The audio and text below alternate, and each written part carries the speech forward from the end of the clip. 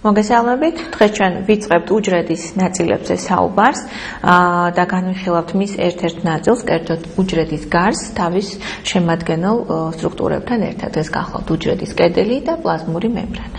მოდით გავიხსენოთ თუ რა ნაწილებისაგან შედგება უჯრედი. ერთ-ერთი, როგორც მოგახსენეთ, ეს გახლავთ უჯრედის გარსი, რომელიც ფარავს უჯრედს. გარდა ამისა, უჯრედის სხვა ნაწილებს წარმოადგენს ციტოპლაზმა და ბირთვი. ციტოპლაზმაში გვხვდება მრავალი უჯრედული სტრუქტურა, რომელსაც ორგანოიდი ეწოდება.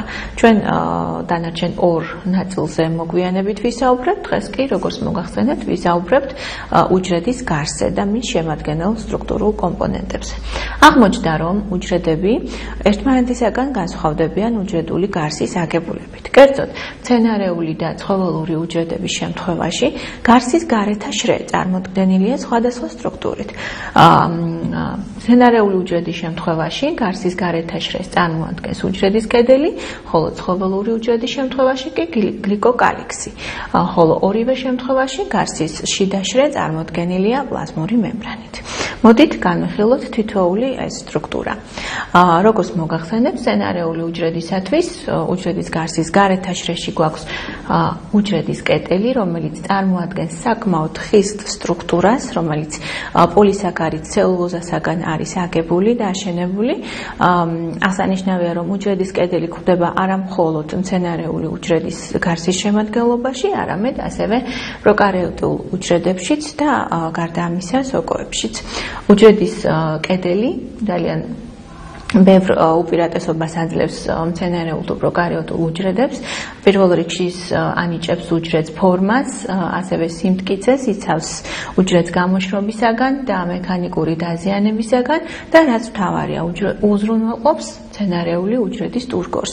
ტურგორი კი ეს გახლავთ ის ცნება, რომლისთაც სითხე აწვება უჯრედის კედელს და ეს ფაქტობრივად მცენარეული უჯრედისათვის დამახასიათებელ მოვლენას წარმოადგენს.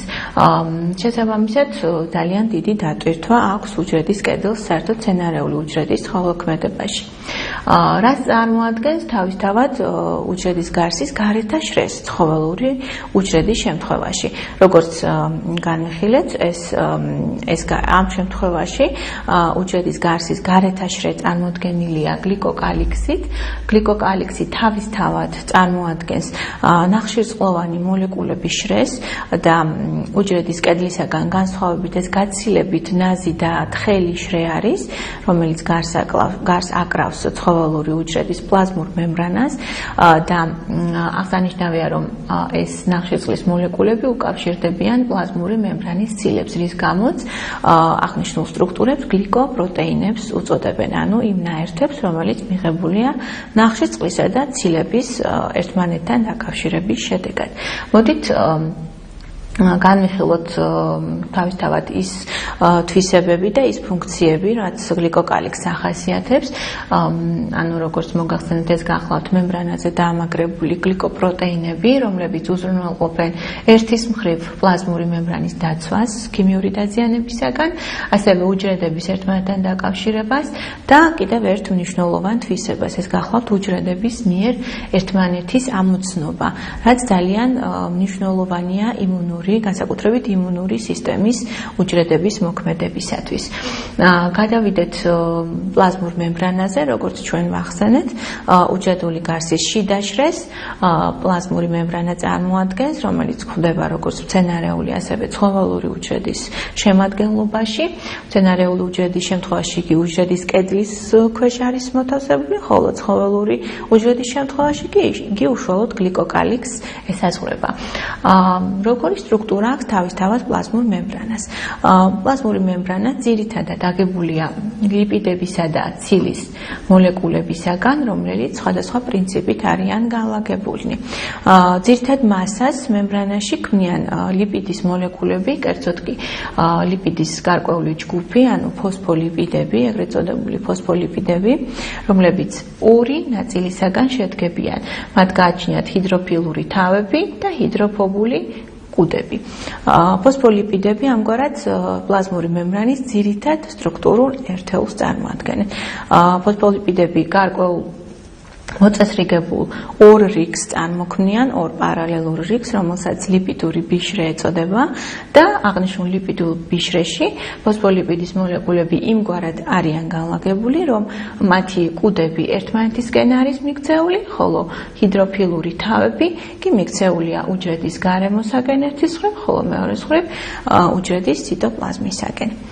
რაც შეეხება ცილის მოლეკულებს, ცილის მოლეკულები ლიპიდებისაგან განსხვავებით უწესრიგოდ, ანუ მოუწესრიგებლად არიან განლაგებულნი ლიპიდურ ბიშრეში, ისინი გარკვეულ მოზაიკურ სურათს ქმნიან აქ და განარჩევენ ორი სახის ცილას.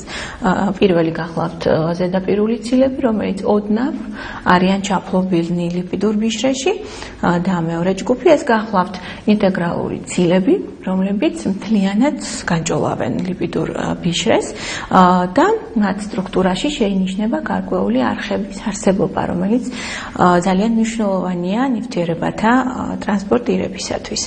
რაც შეეხება პლაზმური მემბრანის თვისებებს, უნდა აღნიშნოს, რომ აქ შემავალი ლიპიდებისა თუ ცილის მოლეკულები მუდმივად მოძრაობაში იმყოფებიან და გარკვეულ თხევად მოზაიკურ სტრუქტურას ქმნიან და საბოლოო ჯამში მათი მოძრაობის გამო მემბრანა დინამიური სტრუქტურაც არის.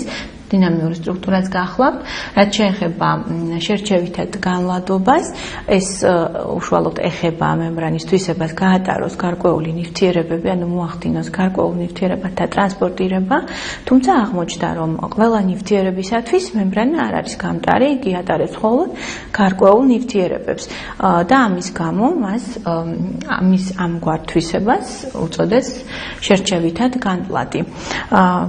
აღსანიშნავია მცირეოდენი განსხვავება მცენარეული და ცხოველური უჯრედის მემბრანის შენებას შორის. აღმოჩნდა, რომ ცხოველური უჯრედის მემბრანისათვის დამატებით შეინიშნება კიდევ ერთი ლიპიდის, კონკრეტულად ქოლესტეროლის არსებობა, რომელიც მდებარეობს ფოსფოლიპიდების კუდებს შორის, მოთავსებულია ეს ქოლესტეროლის მოლეკულები და იგი ცხოველური უჯრედის მემბრანას დამატებით ელასტიურობას სცემს. მოდით კიდევ ერთხელ შევაჯამოთ ის ფუნქციები, რომელიც დამახასიათებელია პლაზმური მემბრანისათვის.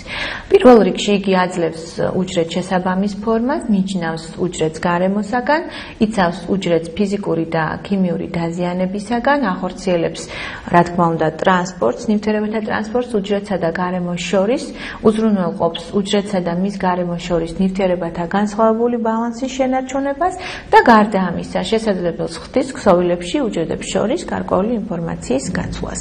დღეს ჩვენ დავასრულეთ უჯრედის გარსზე და მის შემადგენელ კომპონენტებზე საუბარი. შემდგომ გაკვეთილზე ჩვენ შევეხებით უჯრედის შემდეგ ნაწილს, ეს გახლავთ ციტოპლაზმა და ციტოპლაზმაში არსებული უჯრედის ორგანოიდები. დღეს კი დიდი მადლობა ყურადღებისათვის.